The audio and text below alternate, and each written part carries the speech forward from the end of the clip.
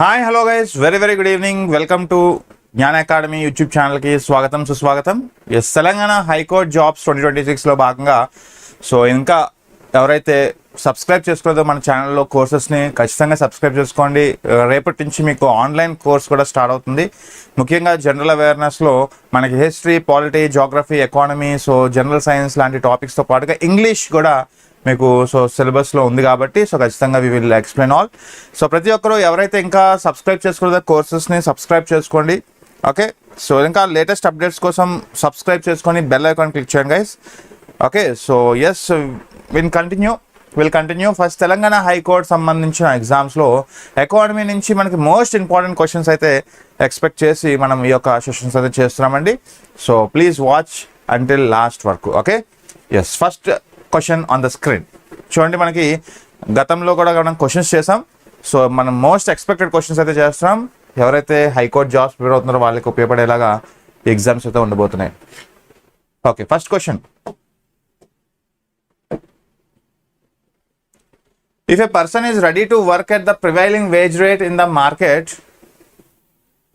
is unable to find the work, then what type of unemployment would it be called? For example మనకి types of unemployments అనే chapter చదువుకుంటాం. Okay, ఒక వ్యక్తి మార్కెట్లో ఉన్న వేతన రేటు ప్రకారం పని చేయడానికి సిద్ధంగా ఉంటే అతను పనిని కొనసాగలేకపోతే దానిని ఏ రకమైంది అంటే జనరల్గా మనకి సాటిస్ఫాక్షనరీ లేకపోవడం వల్ల జాబ్స్ క్విట్ అవుతూ ఉంటారు. అలాంటప్పుడు మనకి కంపెనీ ప్రమేయం లేకుండా whenever we skip our self and we switch to other type of employment ఆ యొక్క వ్యవధిలో మనకి ఏర్పడే టైప్ ఆఫ్ అన్ఎంప్లాయ్మెంట్ ఏం ఫ్రెండ్స్? ఖచ్చితంగా మనకి ఇన్వాలంటరీ అన్ఎంప్లాయ్మెంట్. ఓకే, చూడండి, ready to work at prevailing wage rate in the market and is unable to find the work, then which type of unemployment అంటే మనకి ఇన్వాలంటరీ. మనకి తెలియకుండానే కంపెనీ ప్రమేయంతో మనకి unemployment గురవుతూ ఉంటాం ఫ్రెండ్స్. అంటే జనరల్గా వాలంటరీ ఏంటి, ఇన్వాలంటరీ ఏంటి, స్ట్రక్చరల్, టెక్నాలజికల్, డిస్గైజ్డ్, సైక్లికల్, ఇవన్నీ కూడా అన్ఎంప్లాయ్మెంట్ టైప్స్ అండి. ఈ అన్ఎంప్లాయ్మెంట్ టైప్స్లో పోవర్టీ అండ్ అన్ఎంప్లాయ్మెంట్ అనే చాప్టర్లో మనం చదువుకుంటాం. Okay, CS.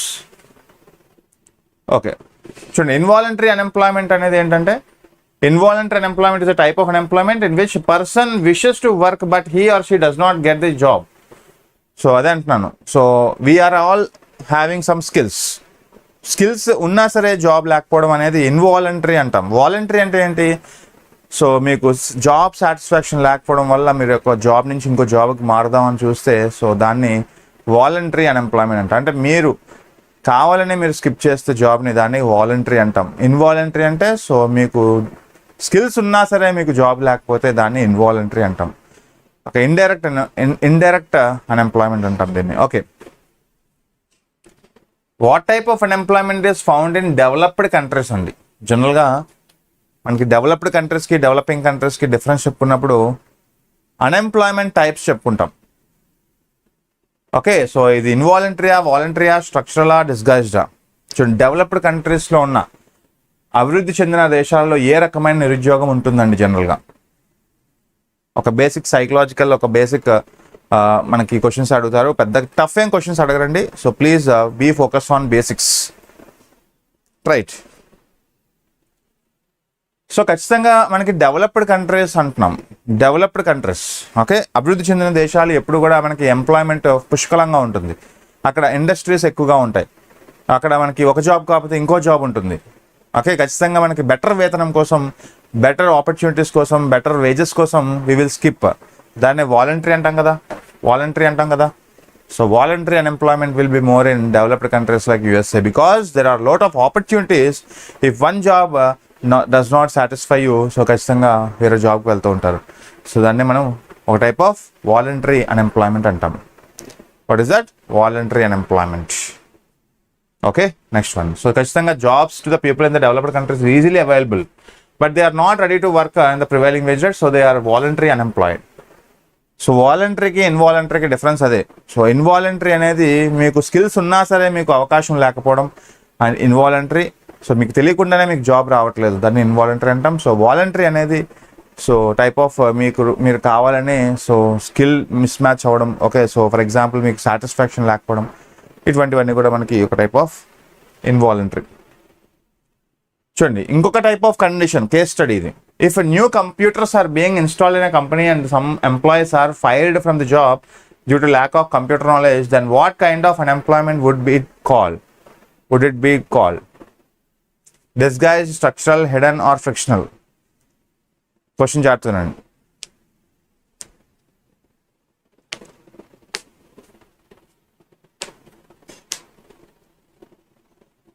సో జనరల్గా disguise, structural, hidden or frictional.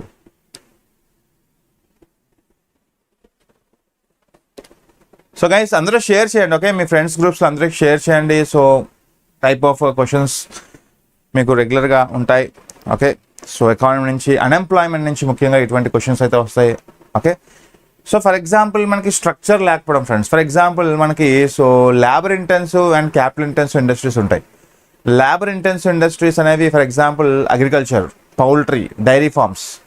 అలాగే క్యాపిటల్ ఇంటెన్సివ్ వచ్చేసి పెద్ద పెద్ద మనకి మిషన్స్తో నిండి ఉన్న industries like steel plants, okay? So iron and steel plants కావచ్చు, ఇవన్నీ కూడా టైప్ ఆఫ్ మనకి capital intensive. For example if human replaces capital, if human replaces computers, దాన్ని స్ట్రక్చరల్ అన్ఎంప్లాయ్మెంట్ అంటాం ఫ్రెండ్స్, ఓకే? నిర్మాణాత్మక మార్పుల వల్ల వచ్చే ఒక టైప్ ఆఫ్ నిరుద్యోగాన్ని మనం ఈ యొక్క సంఘటనకి కారణం, okay?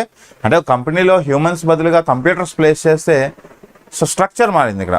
So you are fired because of technology, because of lack of computer knowledge, because of structure, lack of structure. So మీ కంప్యూటర్ నాలెడ్జ్ లేకపోవడం వల్ల మిమ్మల్ని తీస్తారు, okay? So that type of unemployment is called structural unemployment. Lack of structure. Okay, this category of unemployment arises from the mismatch between the jobs available in the market and skills of available workers. మీ దగ్గర skill mismatch అయితే ఖచ్చితంగా one type of unemployment will occur, that is structural unemployment. Okay, next questions మనకి who developed the concept of disguised unemployment అండి. So జనరల్గా disguised unemploymentని hidden unemployment అంటాం. So బేసికల్గా ఈ disguised unemployment అనేది మనకి అగ్రికల్చరల్ ఫీల్డ్స్లో చూస్తూ ఉంటాం. మనకి engaging more labours to get a small output, okay? So engaging more labours then required అనమాట, అయితే ఇటువంటి ఒక డిస్గైజ్డ్ అన్ఎంప్లాయ్మెంట్ మన భారతదేశంలో ఎక్కువ ఉంటుంది ఫ్రెండ్స్. తీసుకొచ్చింది ఎవరంటే మనకి John Robinson. So disguised unemployment మనకి మేజర్గా చూసేది ఏ టైప్ ఆఫ్ సెక్టార్ అంటే అగ్రికల్చర్ సెక్టార్లో చూస్తాం. Engaging more labours to get similar output, okay? So next, what is the right formula to know the unemployment rate అండి. చూడండి ఇవన్నీ కూడా అన్ఎంప్లాయ్మెంట్ సంబంధించిన క్వశ్చన్స్. సో ఈ టైప్ ఆఫ్ క్వశ్చన్స్ మనం ఎక్స్పెక్ట్ చేయొచ్చు. అన్ఎంప్లాయ్మెంట్ అనే పావర్టీ చాప్టర్ కూడా, ఓకే? ఎస్. సో ట్రై చేయండి. Unemployment rate UR equal to total number of unemployed by total number of labor force into 100, total labor force by total number of unemployed into 100, total number of unemployed per total labor force into 1000, అలాగే total labor force by total number of unemployed into 1000. First of ఇది ఈజీగా eliminate చేసేయచ్చు. మనకి 1000 కాదు కదా, 1000 కాదు, మనకి percentage అనేది ఇంటూ 100గా మనం క్యాలిక్యులేట్ చేస్తాం కాబట్టి ఫస్ట్ ఖచ్చితంగా రెండు పోతాయి, okay? So C and D అనేది పోతుంది ఈజీగా. సో అయితే ఆన్సర్ ఏ కానీ బి కానీ. చూడండి total number of unemployed per total labour force కదా. For example total labour force అంటే 15 to 60, ఓకే? ఒక దేశంలో 15 to 60 ఇయర్స్ మధ్యలో ఎంతమంది వర్క్ ఫోర్స్ ఉన్నారు, ఎంతమంది లేబర్స్, ఓకే? ఎంతమంది టోటల్ నెంబర్ ఆఫ్ అన్ఎంప్లాయిడ్ ఉన్నారు అనేది మనకి అన్ఎంప్లాయ్మెంట్ రేట్. అంటే the unemployment rate is the rate at which the number of unemployed per total number of workforce in the country, okay? మొత్తం ఈ యొక్క వర్క్ ఫోర్స్లో ఎంతమంది నిరుద్యోగులు ఉన్నారు అనే దానికి మనకి yes answer A easy. Okay, next one. Who are counted in the labor force of a country? The population of 18 to 60 years of age, the population of 18 to 65 years of age, the population of 18 to 65 years of age, population of 21 to 62 years of age.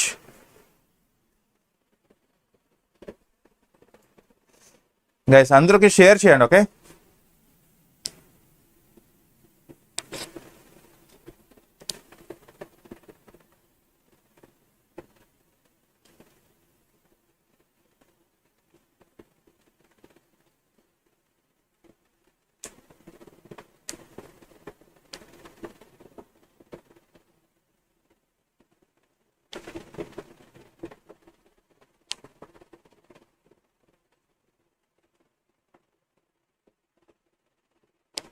Yes అంతే కదా. So ఖచ్చితంగా B friends, మనకి one of the 15 to 65 years of the population of 15 to 65 years of age we have to consider here. Okay, so 21 కాదు, so ఖచ్చితంగా 18 కాదు, so 15 years నుంచి we have to consider labour force of a country. So B is right answer. Which of the following statement is not correct about GST అండి. జిఎస్టీకి సంబంధించింది సరైనది కాదు. GST గురించి క్రింది వాటిలో సరైనది కాని ప్రకటన ఏది? Yes right guys. So basic questions. Okay, so unemployment and poverty నుంచి బేసిక్ క్వశ్చన్స్ అనేవి మనం చూస్తున్నాం. సో ప్లీజ్ అందరూ కూడా సో ట్రై చేయండి, మీ యొక్క ఆన్సర్స్ అందరూ కూడా ట్రై చేయండి. రాంగ్ అయినా రైట్ అయినా try it first of all. Which of the following statement is not correct about GST? చూడండి, GST is like a last point retail tax. ఖచ్చితంగా జిఎస్టీ అనేది సోర్స్ బేస్డ్ ట్యాక్స్ కాదు, destination based tax అంటాం, గమ్యం ఆధారిత పన్ను అంటాం. Okay, it's going to collect at point of sale. ఖచ్చితంగా కరెక్టే. ఓకే, అంటే ఎవరైతే మనకి వస్తువు కొంటున్నారో వాడు కట్టాలి ట్యాక్స్. ఓకే, వస్తువు కొన్నవాడు ట్యాక్స్ కట్టాలి. మనం ఫర్ ఎగ్జాంపుల్ ప్రొడక్ట్ కొంటున్నామంటే పాయింట్ ఆఫ్ సేల్ దగ్గర మనం కడుతున్నాం tax. GST will abolish all the direct taxes. ఖచ్చితంగా ఇండైరెక్ట్ ట్యాక్స్ కదండి ఇది బేసిక్ క్వశ్చన్. సో జిఎస్టీ అనేది came under in place of indirect tax కదా. సో సింపుల్గా ఆన్సర్ ఇక్కడ మనకి నాట్ కరెక్ట్ అడుగుతున్నాడు కాబట్టి so this is the not correct. So ఇవన్నీ కూడా మనకి కరెక్ట్ యాక్చువల్లీ. సో ఖచ్చితంగా ఇంప్లిమెంట్ ఫ్రమ్ 1st July. అలాగే it is unified tax structure in India. But answer B is right. చూడండి ఎంత పెద్ద, అంటే క్వశ్చన్ చూడడానికి పెద్దగా ఉంటుంది, చూడడానికే మనకి పెద్దగా ఉంటుంది కానీ so it will be easy, very easy once you know the concept. Basic concept వస్తే చాలు. GST is a destination based tax. GST మనకి 101st Amendment Act 2017 ప్రకారం మనకు వచ్చింది. అలాగే జిఎస్టీ ఆర్టికల్ 279. అలాగే జిఎస్టీ యాక్సెప్ట్ చేసిన మొదటి రాష్ట్రం మన దేశంలో అస్సాం. అలాగే జిఎస్టీని ఫస్ట్ రిజెక్ట్ చేసిన రాష్ట్రం కేరళ. అసలు జిఎస్టీ కాన్సెప్ట్ని ఇంట్రడ్యూస్ చేసింది ఏ కంట్రీ అంటాడు? ఫ్రాన్స్. అలాగే on whose recommendation GST came into picture అంటే విజయ్ కేల్కర్ కమిటీ రికమెండేషన్. విజయ్ కేల్కర్ ఎవరు? One of the 13th finance commission chairperson. అలాగే జిఎస్టీ యాక్చువల్గా మనకి సో అటల్ బిహారీ వాజ్పేయి టైంలో రావాల్సింది కానీ మోడీ టైంలో మనకి చట్ట రూపంలో వచ్చింది. ఓకే, జిఎస్టీ అలాగే ఎన్నో బిల్ అనేది అంటే 122వ బిల్, 122nd Amendment బిల్. ఎన్నో యాక్ట్ అంటే 101st Amendment Act. Okay, hi అండి, very very good evening. Okay, అలా జిఎస్టీ గురించి మనకి ఇవన్నీ కూడా చెప్పుకుంటాం. Okay, next one. Launching of Sansad Adarsh Gram Yojana is related to what? Vallabhbhai Patel, Deen Dayal Upadhyaya, Mahatma Gandhi और Jayaprakash Narayan. Sansad Adarsh Gram Yojana. Yes, basic question. చూడండి అందరూ ట్రై చేయండి. Okay, so answer 1. Okay, eighth one అడుగుతున్నాను. 8th one try it. Sansad Adarsh Gram Yojana, SAGY. So తప్పైనా పర్లేదండి, ట్రై చేయండి. ఇది యాక్చువల్గా 2014లో లాంచ్ చేశారు. ఓకే, 2014లో లాంచ్ చేశారు. ఇది related to gram panchayats actually. Okay, 8th బియా దీన్ దయాళ్ ఉపాధ్యాయ అంటున్నారు. ఓకే, యాక్చువల్గా holistic development of panchayati raj గురించి అండి ఇది. స్పెసిఫికల్లీ ఆదర్శ్ గ్రామ్స్ అంటే మోడల్ విలేజెస్ కదా. ఆదర్శ్ గ్రామ్ అంటే మోడల్ విలేజ్ అంటే సింపుల్గా మనకి ఒక type of panchayati raj system గురించి. ఓకే, అంటే జనరల్గా ఈ టైప్ ఆఫ్ స్కీమ్ అనేది ఎంకరేజ్ చేస్తుంది ఎంపీస్ని to take as a role model, ఒక మోడల్ విలేజ్గా రూపొందించాలి అనే ఒక లక్ష్యంతో వాళ్ళు సో యూజ్ చేస్తారు. సెలెక్ట్ చేసుకొని ఆ విలేజెస్ని మోడల్ విలేజెస్గా తీర్చిదిద్దుతారు. అటు సోషల్గా, కల్చరల్గా, ఎకనామికల్గా, పొలిటికల్గా అన్ని రంగాల్లో అభివృద్ధి చేస్తారు ఆ మోడల్ కాలేజ్. ఇది విజన్ ఆఫ్ మహాత్మా గాంధీ కదండి. పల్లె బాగుంటేనే దేశం బాగుంటుంది, పల్లె బాగుంటేనే దేశం బాగుంటుంది, గ్రామం బాగుంటేనే స్వరాజ్యం బాగుంటుంది అని ఒక లక్ష్యంతో సో ఖచ్చితంగా మహాత్మా గాంధీ యొక్క విజన్ ఇది. సో కోర్ కాన్సెప్ట్ ఏంటంటే ఎంపీస్ అడాప్ట్ చేసుకుంటారు ఒక గ్రామ పంచాయతీని, ఒక విలేజ్ని మోడల్ విలేజ్గా అటు సోషల్లీ, ఎకనామికల్లీ, పొలిటికల్లీ, కల్చరల్లీ అన్నిటిలో డెవలప్ చేస్తారు. హోలిస్టిక్ డెవలప్మెంట్ అంటాం దాన్ని. Sansad Adarsh Gram Yojana is related to one of the creating model village. 2014లో లాంచ్ చేస్తారు, October 11th. ఒకవేళ మనకి కరెక్ట్ డేట్ కూడా అడిగితే మీరు గుర్తుపెట్టుకోండి. సో మోడీ వచ్చాక లాంచ్ చేశారు. Okay, very good. Next one, TRYSEM a programme made for what? చూడండి, జనరల్గా మనకి ట్రైసమ్ ఫుల్ ఫామ్ తెలిస్తే చాలు. ట్రైసమ్ స్కీమ్ గురించి నా ఐడియా ఉన్నా చాలు.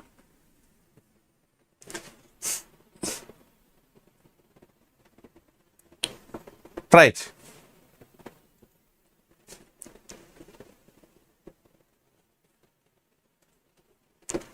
ట్రైసమ్, ఫస్ట్ ఆఫ్ ఆల్ ట్రైసమ్ అంటే ట్రైనింగ్ ఫర్ యూత్ అండి. ఓకే, సో ఇది ఒక type of training programme, training for youth. So జనరల్గా మనకి ఎక్కడ training for youth for self employment scheme. Okay, for self employment scheme. So ఖచ్చితంగా ఆన్సర్ మనకి one of the అర్బనా రూరలా అడుగుతున్నాడు. సో ట్రైనింగ్ ఫర్, జనరల్గా training for central government scheme ఇది. సో 1979లో లాంచ్ చేశారు. యాక్చువల్గా సెంట్రల్ గవర్నమెంట్ స్కీమ్ 1979లో లాంచ్ చేశారు to provide some technical and entrepreneurship skills అండి, ముఖ్యంగా రూరల్ యూత్కి. ఓకే, గ్రామీణ ప్రాంతంలో ఒక సెల్ఫ్ ఎంప్లాయ్మెంట్ స్కీమే ఈ ట్రైసమ్. సో 1979. ఓకే, సో ముఖ్యంగా ఎవరైతే 18 to 35 years ఉన్నారో, సో చాలా ఇంపార్టెంట్ ఇది. ఓకే, గ్రామీణ ప్రాంతంలో ఎవరైతే 18 to 35 years ఉన్నారో యూత్, వాళ్ళని సెలెక్ట్ చేసుకొని వాళ్ళకి నైపుణ్యాలను కలిగించే ప్రోగ్రామ్, వాళ్ళకి ఒక ఎంటర్ప్రినర్షిప్ కలిగించే ఒక ప్రోగ్రామ్. అంటే it aim to some self employment and later wage రూపంలో వాళ్ళని మార్చడానికి. సో ఖచ్చితంగా ఈ యొక్క ట్రైసమే మనకి మర్జ్ అయిపోయింది దేంట్లో అని అడుగుతాడు. Merged into which scheme? ఈ ట్రైసమ్ స్కీమ్ అనేది మర్జ్డ్ ఇంటూ విచ్ స్కీమ్ అంటాడు, మనకి SGSYలో మారిపోయింది. SGSY in 1999. చాలా important guys. Swarna Jayanti gram స్వరాజ్గార్ Yojana, Swarna Jayanti gram స్వరాజ్గార్ Yojana. రేపు ఉదయం అడుగుతాడు ట్రైసమ్ స్కీమ్ అనేది ఇప్పుడు ఉందా అంటే నో. ట్రైసమ్ స్కీమ్ కొత్త పేరు ఏంటంటే స్వర్ణ జయంతి గ్రామ్ స్వరాజ్గార్ యోజన. 1999లో దీన్ని పేరు మార్చింది. యాక్చువల్లీ 1979లో ట్రైసమ్ ఉండేది, ఇప్పుడు అది మర్జ్ అయింది SGSYగా. అంటే సింపుల్గా గ్రామీణ ప్రాంతాలని, సో అటు రూరల్ యూత్ని 18 to 35 years మధ్యలో ఉన్న రూరల్ యూత్ని సో స్కిల్ డెవలప్మెంట్, ఎంటర్ప్రినర్షిప్ కల్పించడం టు ఒక యూనిక్ ప్రోగ్రామ్, ఒక ఫ్లాగ్షిప్ ప్రోగ్రామ్. సో గ్రామీణ ప్రాంతంలో యూత్ని స్కిల్స్ అందించడం ద్వారా వాళ్ళు సెల్ఫ్ ఎంప్లాయ్మెంట్ అయ్యే అవకాశం ఉంటుంది ఫ్రెండ్స్. సో ఇలా మనం మేజర్గా సో రూరల్ యూత్కి సంబంధించిన ఒక స్కీమ్ ఇది. Okay, employment for rural youth. Okay, next one, answer A. Next one, which are the following tax is levied at every stage of production అండి? వ్యాటా, ఇన్కమ్ ట్యాక్సా, కస్టమ్స్ డ్యూటీయా, GSTయా? సింపుల్. సో క్వశ్చన్లోనే ఉంది యాక్చువల్గా. సో ఉత్పత్తి యొక్క ప్రతి దశలో క్రింది పన్ను ఏది విధించబడుతుంది? ఏ పన్ను విధించబడుతుంది? Which are the following tax is levied at every stage of production? Every stage of production.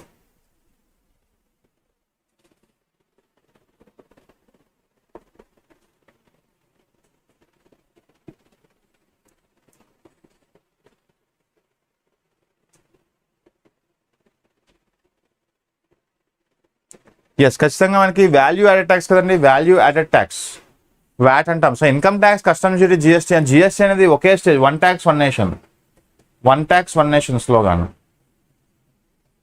Okay, డెస్టినేషన్లో వేసే పన్నునే మనం GST అంటాం. సో ఖచ్చితంగా ఇది wrong.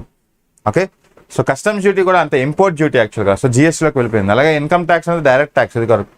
So value added tax అనేది మనకి stage 1 to stage final stage, initial stage నుంచి ఫైనల్ స్టేజ్ వరకు ప్రోడక్ట్ రావాలంటే సో ప్రతి స్టేజ్లో వేసే పన్నునే మనం వ్యాట్ అంటాం. ఓకే, సో ఖచ్చితంగా మనకి ఆన్సర్ చూడండి, లెవిడ్ ఎవ్రీ స్టేజ్ అంటున్నాడు. ఇది ఒకే స్టేజ్ కదా, GST అనేది కాదు. GST అనేది ఒకే స్టేజ్లో వేసే పన్ను, అది కూడా ఫైనల్ స్టేజ్లో వేసే పన్నునే GST అంటాం.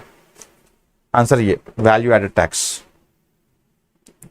Next, if Tata imports a product from abroad, then which kind of tax would be levied on it? Simple.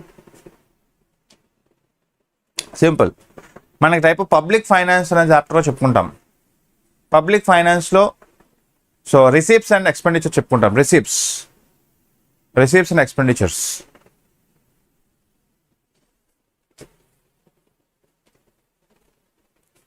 So ఖచ్చితంగా మనకి టాటా ఇంపోర్ట్ చేసుకుంటుంది. ఓకే, ప్రొడక్ట్ని ఇంపోర్ట్ చేసుకున్నప్పుడు వాట్ టైప్ ఆఫ్ ట్యాక్స్ అండి? సో ఖచ్చితంగా మనకి వ్యాట్ అంటే ఎక్సైజ్ డ్యూటీ. యాక్చువల్గా వ్యాట్ అనేది ఎక్సైజ్ డ్యూటీ. ఎక్సైజ్ డ్యూటీ అనేది మనకి within the Indian territory, okay, భారత భూభాగంలో పడే పన్నుని మనం ఎస్ అంటారు. So B is right answer, very good. Customs duty is a duty which is levied on the imported goods. Okay, మనం బయట దేశాల నుంచి ఏదైనా వస్తువు దిగుమతి చేసుకుంటే ఖచ్చితంగా కస్టమ్స్ డ్యూటీ పడుతుంది. ఎస్, ఇవి మనకి డైరెక్ట్ ట్యాక్సెస్ మీకు తెలుసు. ఇది ఒక indirect tax. Okay, service duty, excise duty, customs duty ఇవన్నీ కూడా ఒక type of indirect taxes. Which are the following tax is imposed by the central government but the state government collects it? VAT, income tax, corporation tax, stamp duty. చూడండి, ఇవన్నీ కూడా మనకి ప్రీవియస్గా అడిగిన questions అండి ఎగ్జామ్స్లో. ఎకానమీ నుంచి మాదిరిగా క్వశ్చన్స్ ఎక్స్పెక్ట్ చేయొచ్చు. ఓకే, సో డిఫరెంట్ ఎగ్జామ్స్ నుంచి అడిగిన క్వశ్చన్స్ ఇవన్నీ. సో ట్రై చేయండి. Which are the following tax is imposed by central government but the state government collects it? VAT, income tax, corporation tax and stamp duty.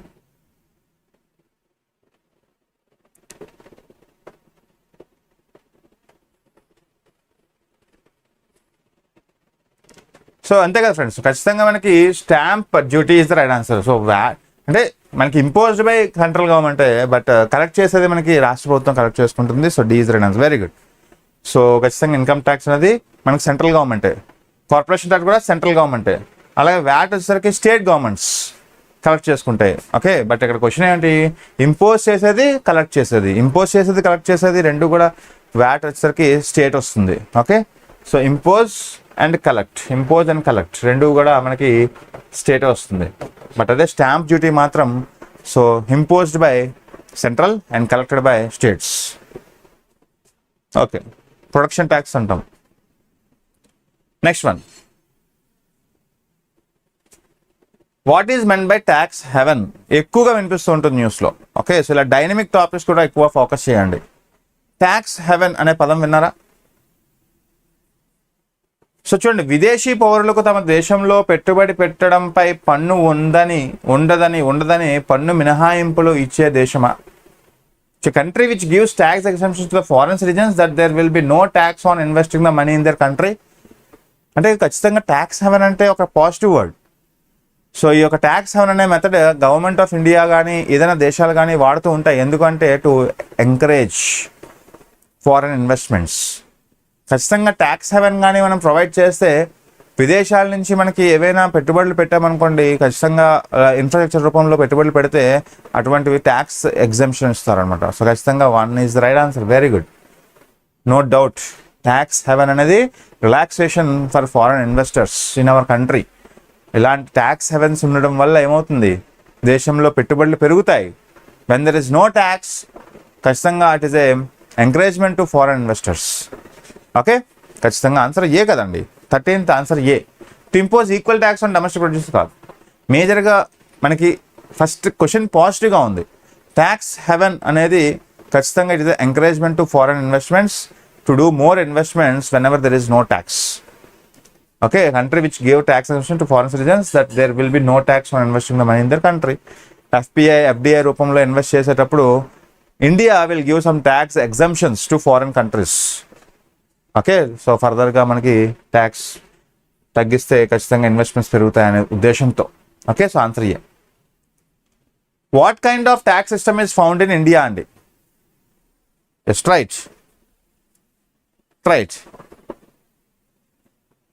So guys, session like చేయండి. Okay, session like చేస్తూ encourage చేయండి so that మిగతా వాళ్ళందరికీ, మీ friends అందరికీ కూడా ఈ channel reach అయితే, సో ఖచ్చితంగా సబ్స్క్రైబ్స్ పెరిగితే, సో ఖచ్చితంగా ఒక టైప్ ఆఫ్ ఎన్విరాన్మెంట్ పెరుగుతుంది, ఫ్రెండ్లీ ఎన్విరాన్మెంట్ పెరుగుతుంది. సో డిస్కషన్స్ పెరుగుతాయి, రెగ్యులర్గా సెషన్స్ చేయడానికి అవకాశం ఉంటుంది.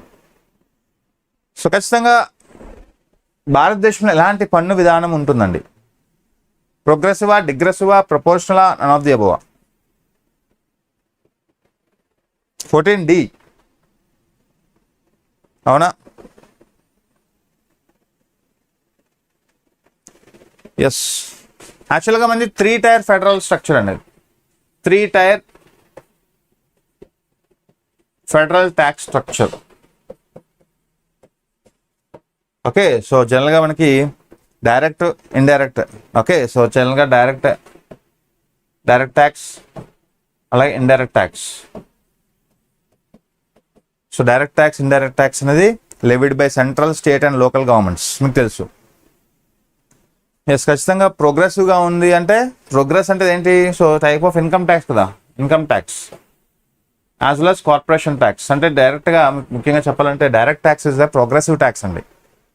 Direct tax is a progressive tax. For example for higher income సంపాదించే వాళ్ళకి డైరెక్ట్ ట్యాక్స్ పడుతుంది.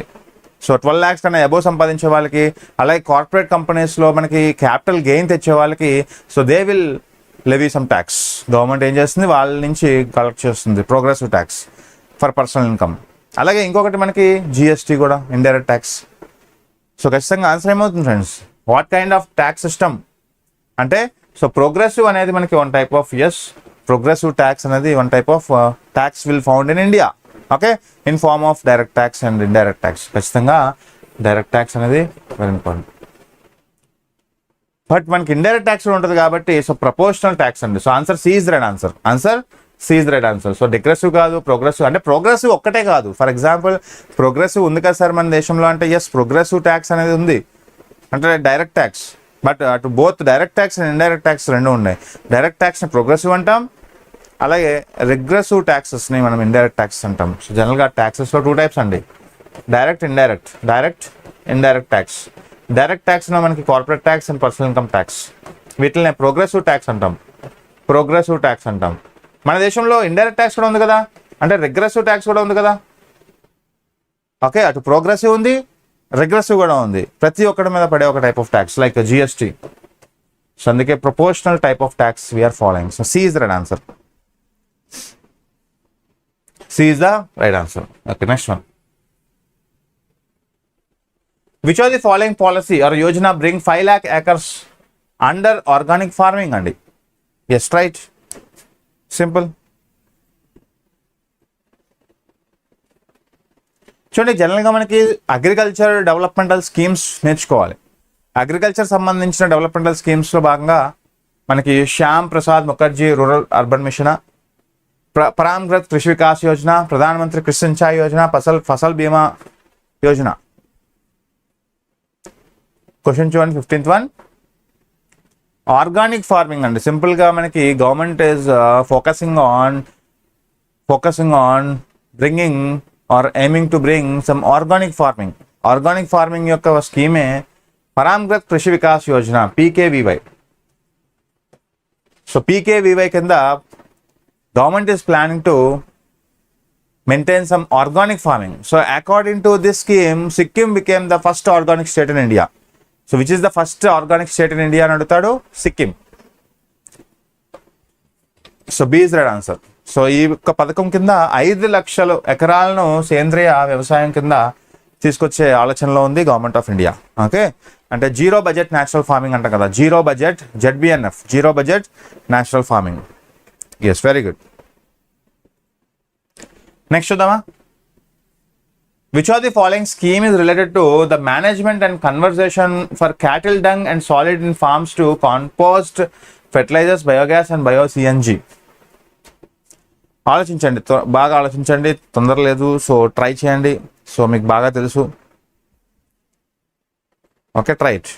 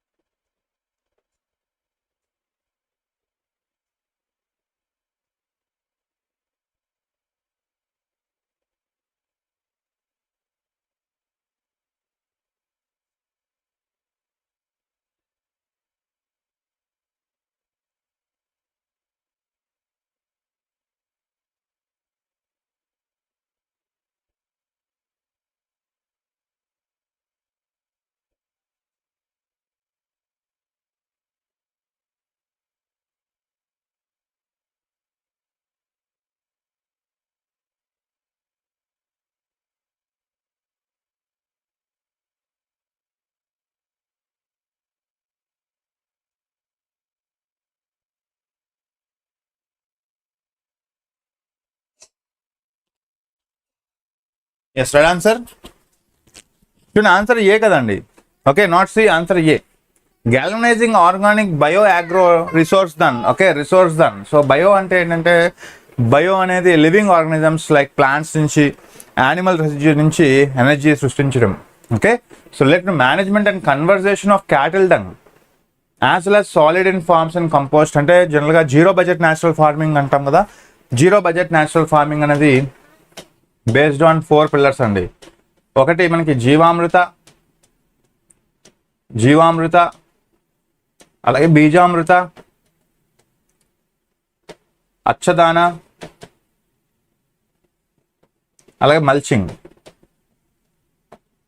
సో ఇలా మనకి ఒక గ్యాల్వనైజింగ్ ఆర్గోబయో రిసోర్స్ దాన్ అనే ఒక type of GO Gobardhan. Okay, Gobardhan. So సింపుల్గా చెప్పాలంటే గోబర్ధాన్. సో గోబర్ధాన్ స్కీమే ఇది. ఓకే, సో జెడ్బిఎన్ఎఫ్ ప్రమోట్ చేసే స్కీమ్ మనకి Gobardhan scheme. Next one, answer ఏ.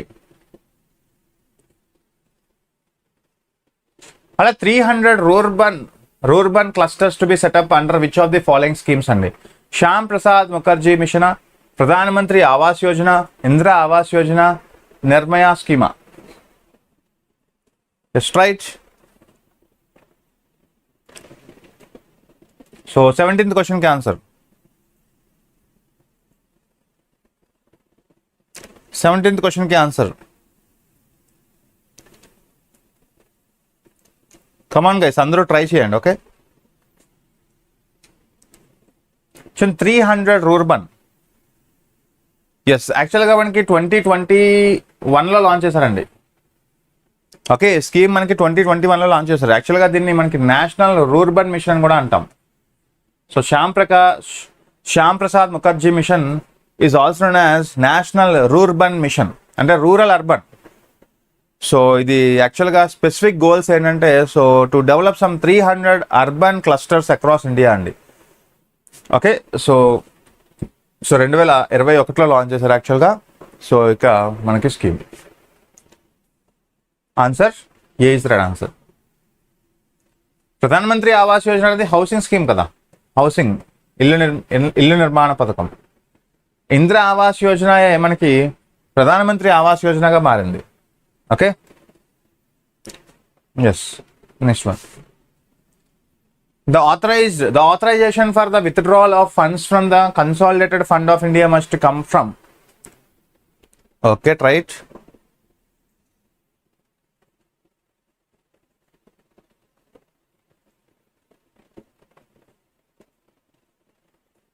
ఆలోచించండి.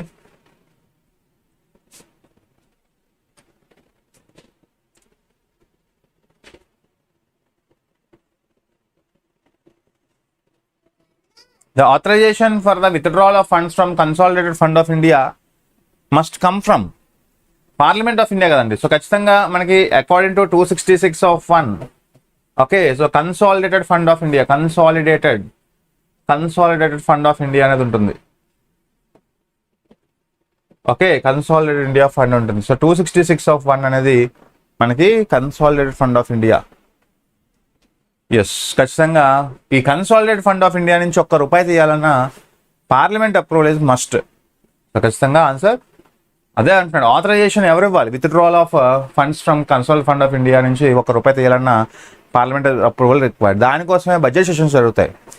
దానికోసమే బడ్జెట్ సెషన్స్ అనేవి కండక్ట్ చేస్తారు మనకి starting from Feb 1 to March 31. Okay, present మనకు నడుస్తుంది కూడా. Answer B. When the annual budget is not passed by Lok Sabha? Yes. చూడండి, క్వశ్చన్స్ అనేవి మనకి టైప్ ఆఫ్ క్వశ్చన్స్ మనం అడగచ్చు. When the annual budget is not passed by Lok Sabha. So జనరల్గా మనకి బడ్జెట్ అనే వర్డ్ మనకి ఆర్టికల్ 112 నుంచి డిరైవ్ చేశారు. Annual financial statement. అలాగే బడ్జెట్ అనే వర్డ్ ఎక్కడి నుంచి డిరైవ్ చేశారని అడుగుతారు మనకి ఫ్రాన్స్. సో మనకి బడ్జెట్ అంటే బొగేట్ అని అర్థం. బొగేట్ అంటే లెదర్ బ్యాగ్ అని అర్థం. Leather bag. బొగేట్ అంటే లెదర్ బ్యాగ్. Yes right.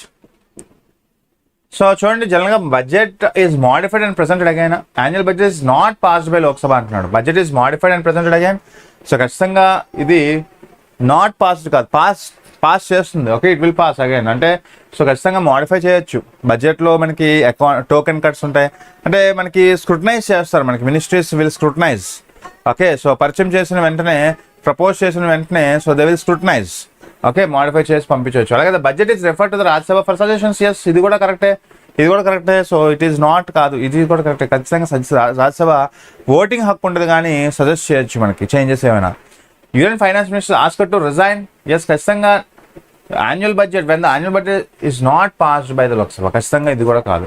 అయితే the prime minister submits the resignation of council of ministers. ఇది మనకి ఖచ్చితంగా ఆన్సర్.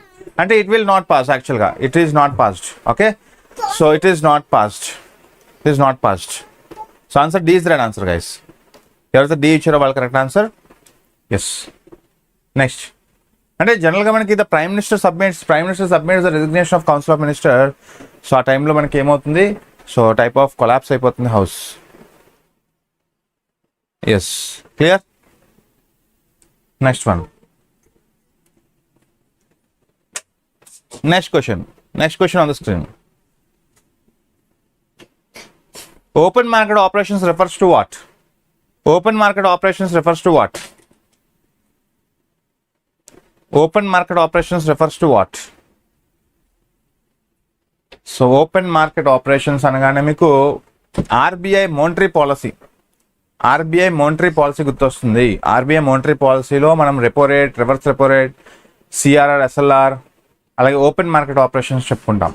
ఓకే, సో అందులో మనకి lending by scheduled banks, non commercial banks, అలాగే borrowings by commercial banks from RBI, purchase and sale of bonds and securities. Yes, అదే కదా. అలాగే మనకి purchase and sale of yes ఖచ్చితంగా ఆర్బీఐకి సంబంధించింది guys. D is right answer. Okay, D is right answer. Yes, D is right answer. Purchase and sale of government securities by RBI. So during the time of inflation, during the time of deflation, so they will sell and purchase the government securities. Okay, so answer D, not government of India కాదు. So ఖచ్చితంగా RBI. Struck అయిందా? 1 second.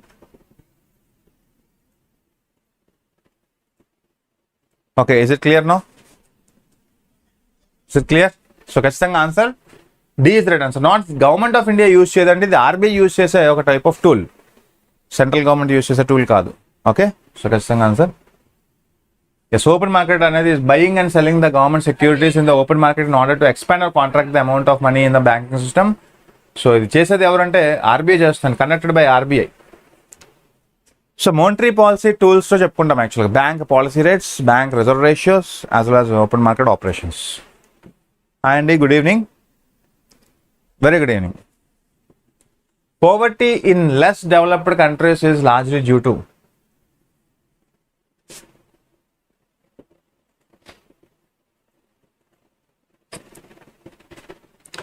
Poverty in less developed countries is largely due to lack of intelligence of people, income inequality, lack of cultural activities, voluntary idleness.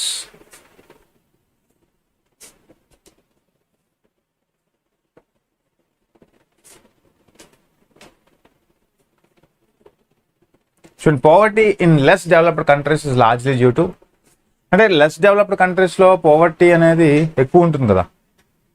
So ఖచ్చితంగా main reason ఏంటంటే మనకి ఓవరాల్గా income inequality is the major reason.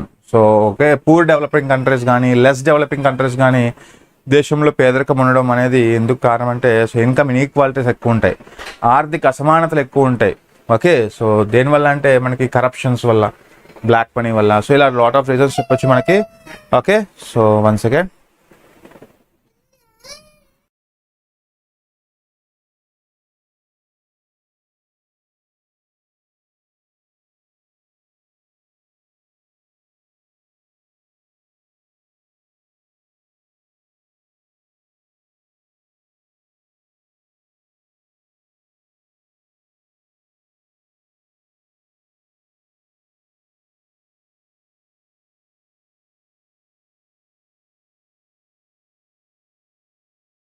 Okay, next question on the screen.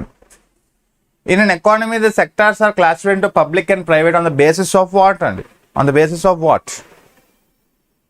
Simple. So ఖచ్చితంగా ownership of assets కదా, ఎందుకంటే మనకి సెక్టార్స్లో 2 types ఉంటాయి. సెక్టార్స్లో 2 types, public sector, private sector. Public sector, private sector. So ఎవరైతే మనకి government of India majority of shares ఉన్నాయో hold by government. Okay, so when majority of shares అంటే 51% షేర్స్ కానీ గవర్నమెంట్ ఆఫ్ ఇండియా దగ్గర ఉంటే ఖచ్చితంగా ఓనర్షిప్ కాదండి. సో ఓనర్షిప్ ఆఫ్ ఎంటర్ప్రైజ్ కదా. సో ఆన్సర్ సి కదా, బి కాదు. C is the right answer. Use of raw materials base మీద మీకు private sector and public sector define చేయరు. Okay, public sector, private sector అనేది based upon ownership. Whoever holding the majority shares. 100లో majority 51% shares ఎవరి దగ్గర అయితే hold చేసుకుంటారో they can manage, they can control the enterprise. Okay, so based on ownership. Okay, so అలాగే మనకి private sector అంటే majority of 51% shares అనేది మనకి held by private people like Tata company. అలాగే పబ్లిక్లో మీకు బిఎస్ఎన్ఎల్, ఎన్టీపీసీ, ఓఎన్జీసీ ఇవన్నీ కూడా మీకు one of the government is holding majority of shares. So ఖచ్చితంగా sectors are classified into private and public on the basis of ownership అండి, basis of ownership. Okay, last question on the screen. The minimum alternative, okay ఇంకొక 2 ఉన్నాయి. The minimum alternative tax MAT was introduce in the budget of the government in which year? అంటే minimum alternative tax అనేది ఎప్పుడు విధిస్తారు, ఏ సంవత్సరంలో విధించడం start చేశారు?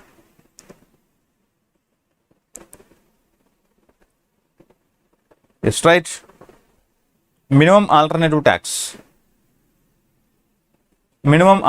ట్యాక్స్ అనేది so first time India introduce చేసింది అకార్డింగ్ టు ఫైనాన్స్ యాక్ట్ అండి. ఒక ఫైనాన్స్ యాక్ట్ రూపంలో ఇంట్రడ్యూస్ చేస్తుంది. సో ఫైనాన్స్ యాక్ట్ ఎప్పుడంటే మనకి 1987. Under this finance act 1987 under section 115J, ఒకవేళ మీకు సెక్షన్ అడిగితే అండర్ విచ్ యాక్ట్ అడిగితే finance act 1987. Okay, under which section అంటే section 115J of income tax act. Okay, మనకి సో ఈ యొక్క జీరో ట్యాక్స్ కంపెనీస్ ఏవైతే ఉంటాయో జీరో ట్యాక్స్ కంపెనీస్ ఒక మినిమం ఆల్టర్నేటివ్ ట్యాక్స్ కట్టాలి. అది 1987లో మనకి యాక్ట్లో మనకి తీసుకొచ్చారు. ఎప్పుడు అంటే yes answer so difference 1966 to 67. Okay, so ఖచ్చితంగా important. So basic questions. So answer మనకి అంటే ఒక జీరో ట్యాక్స్ కంపెనీస్ ఉంటాయండి. సో అవి వాటికి గవర్నమెంట్ విధించే ఒక minimum alternative tax MAT. So ఇక్కడ చూడొచ్చు మీరు అన్ని కూడా. So minimum alternative introduce for first time in budget for the year 1996-97. The tax levied on firms, companies or limited companies, partnerships making abundant profits as well as distribute dividends to its shareholders who leveraging on the features of minimum Indian taxation system do not contribute towards government taxation. అలాంటి కార్పొరేట్స్కి ఒక minimum alternative tax అనేది amount some fixed percentage of book profits, that is profits account to accounting records. అంటే book profits అంటే basic ఒక base tax అనేది విధిస్తారండి. Okay, so అటువంటిది మనకి minimum alternative tax. Okay, last question. Plan holiday was declared after which year? Which 5-year plan? Plan holiday. So జనరల్గా plan holiday అనగానే మనకి ఇయర్ గుర్తురాలి 1966 to 69. సో 3 annual ప్లాన్స్ అంటాం మనం. 5-year ప్లాన్స్ చదువుకుంటాం. 3 annual ప్లాన్స్ జరిగాయి. So during the third 5-year plan తర్వాత యాక్చువల్గా థర్డ్ 5-year ప్లాన్ మనకి 1961 to 66 కదండి. ఆ తర్వాత గ్యాప్ తీసుకున్నాం 4th-కి 3rd-కి. సో 1969 to 74 మనకి 4th ప్లాన్. సో ఖచ్చితంగా ఆఫ్టర్ అన్నాడు కాబట్టి 3rd. Plan holiday was declared after a plan? 3rd plan. Before అయితే 4th plan. So answer C. So 3rd plan యొక్క టర్మ్ పీరియడ్ 3rd ప్లాన్ యొక్క time period 1961 to 66. So clear? So guys మీరు గమనించండి. So రెగ్యులర్గా మనకి జ్ఞాన academy follow చేస్తున్న వాళ్ళందరికీ కూడా సో ఎస్ మనం తెలంగాణ హైకోర్టు సంబంధించిన process server, office subordinates, as well as మనకి copyist, typist, as well as examiner, record assistant, ఇలా డిఫరెంట్ పోస్టులకు గాను మనకి తెలంగాణ హైకోర్టు నోటిఫికేషన్ పడిన సంగతి తెలిసింది. ఆల్రెడీ అప్లై చేసుకున్న డేట్ కూడా అయిపోయింది. సో అయితే ఎవరైతే కోర్సెస్ కోసం వెయిట్ చేస్తున్నారో అంటే కంప్లీట్ జిఎస్తో పాటుగా మీకు ఇంగ్లీష్ కూడా ఉంది కాబట్టి so complete package online course అయితే మనం అందిస్తున్నాం. రేపటి నుంచి నా క్లాసెస్ స్టార్ట్ అవుతున్నాయండి. ఎవరైనా ఇంట్రెస్టెడ్ క్యాండిడేట్స్ ఉంటే ఈ నెంబర్కి కాంటాక్ట్ చేయొచ్చు. వాళ్ళు కంప్లీట్ ఇన్ఫర్మేషన్ ఇస్తారు. 9493760585 అనే నెంబర్కి మీరు స్క్రీన్ మీద కనబడుతుంది కదా, ఆ నెంబర్కి కాంటాక్ట్ చేస్తే they will give all the information అండి. ఓకే, సో అలాగే మీకు తెలంగాణ హైకోర్టు సంబంధించిన field assistant and junior assistant కూడా 200 hours ఆఫ్ లైవ్ క్లాసెస్, ఇవన్నీ కూడా 200 hours ఆఫ్ లైవ్ క్లాసెస్తో పాటుగా పీడిఎఫ్స్, అలాగే current affairs monthly, weekly as well as daily current affairs PDF వచ్చేస్తాయి. అలాగే మీకు క్లాస్ రూమ్ నోట్స్ కూడా వచ్చేస్తుంది పీడిఎఫ్ రూపంలో. ఓకే, ఇవన్నీ కూడా మీకు సో ఎవరైనా కంప్లీట్ లైవ్ బ్యాచ్ కావాలనుకుంటే yes you can contact this number. అలాగే ఇంకా లైవ్ క్లాసెస్ వినడం జరగదు సార్, నాకు కుదరదు, ఏమైనా రికార్డెడ్ వీడియోస్ ఉంటాయా అంటే ఎస్, లైవ్ అయిపోయిన తర్వాత వెంటనే రికార్డెడ్ కూడా వచ్చేస్తుంది. మీకు 1 year పాటు వ్యాలిడిటీ కూడా ఉంటుంది. You can enjoy. అలాగే మిగతా ఎగ్జామ్స్ కూడా పనికొచ్చేలా ఉంటాయి ఫ్రెండ్స్. అలాగే ఎవరైనా ఈఎంఆర్ఎస్ ఎగ్జామ్స్లో ఫస్ట్ టైర్ క్వాలిఫై ఉంటే హాస్టల్ వార్డెన్లో ముఖ్యంగా administrative aptitude as well as POCSO. Okay, POCSO అనేది మనకి హాస్టల్ వార్డెన్కి ప్రిన్సిపల్కి సేమ్ సిలబస్ కాబట్టి సో ఎస్, ఎవరైనా ఇంట్రెస్ట్ ఉన్న క్యాండిడేట్స్ ఉంటే so EMRS exams second stage కూడా మనం అందిస్తున్నాం కోర్సెస్. పోక్సో నా సబ్జెక్ట్. అలాగే దాంతోపాటుగా మీ కంప్యూటర్ సైన్స్లో PGT1 as well as tier 2 PGT tier 2 ఎవరైనా క్వాలిఫై ఉంటే సో వాళ్ళు కూడా టైర్ 2కి ప్రిపేర్ అవుతుంటే ఖచ్చితంగా ఈ కోర్సెస్ని ఉపయోగించుకోండి. సో అఫోర్డబుల్ కాస్ట్తో మనం జ్ఞాన అకాడమీ అందిస్తుంది. So utilize this so and complete the classes అండి. ఓకే, సో ఇలా ప్రతిరోజు మనం క్లాసెస్తో పాటుగా మీకు సో పీడిఎఫ్స్ అన్ని కూడా అప్లోడ్ చేస్తుంటాం. సో దానికోసం మీరు చేయాల్సింది సో జ్ఞాన అకాడమీ యాప్ని ఇన్స్టాల్ చేసుకోండి. అలాగే ఫర్ రెగ్యులర్ అప్డేట్స్ కోసం బెల్ ఐకాన్ క్లిక్ చేస్తే you will get daily notifications guys. Okay, thank you so much. Okay, so will meet you again tomorrow and then have a nice day. But రేపటి నుంచి paid class కూడా start అవుతుంది. ఎవరైనా utilise చేసుకోవాలనుకుంటే utilize చేసుకోండి. Okay, so thank you so much. Have a nice day. Bye. So guys, అలాగే చాలామంది చూసి వెళ్ళిపోతున్నారు. సో లైవ్లో ఉన్న వాళ్ళు యాజ్ వెల్ యాజ్ లైవ్ తర్వాత చూసే వాళ్ళందరూ కూడా సో షేర్ చేస్తున్నారు మీ ఫ్రెండ్స్కి. ఓకే, ఛానల్ని షేర్ చేయండి, సబ్స్క్రైబ్ చేసుకోండి. అలాగే సెషన్ నచ్చినట్లయితే లైక్ చేయడం మర్చిపోదు. జనరల్గా లైక్స్ అనేవి ఎందుకంటే so it will reach A number of people అండి. ఓకే, సో ఇక్కడ ఉన్న వాళ్ళు ఇంకా ఎవరైనా షేర్ చేయకపోతే లైక్ చేసి ఎంకరేజ్ చేయండి. సో దట్ మనం రెగ్యులర్గా చేయడానికి ఒక పాజిటివ్నెస్ వస్తుంది. Okay, so better to share. Okay, అలాగే నాలెడ్జ్ ఇస్ డివైన్ కాబట్టి ఖచ్చితంగా నాలెడ్జ్ని పంచుకోండి. అలాగే ఇతర ఫ్రెండ్స్కి మీరు షేర్ చేయడం వల్ల వాళ్ళు వచ్చి వినడంతోనే పాటుగా సో వాళ్ళు ఎక్స్ట్రా ఉన్న ఇన్ఫర్మేషన్ కూడా వాళ్ళు పాస్ చేయడం జరుగుతుంది. కామెంట్ రూపంలో చాలా డిస్కషన్స్ కూడా జరగచ్చు. ఓకే, సో ఒక టైప్ ఆఫ్ హెల్తీ ఎన్విరాన్మెంట్ని క్రియేట్ చేయండి ఆన్లైన్ సిస్టమ్ ద్వారా.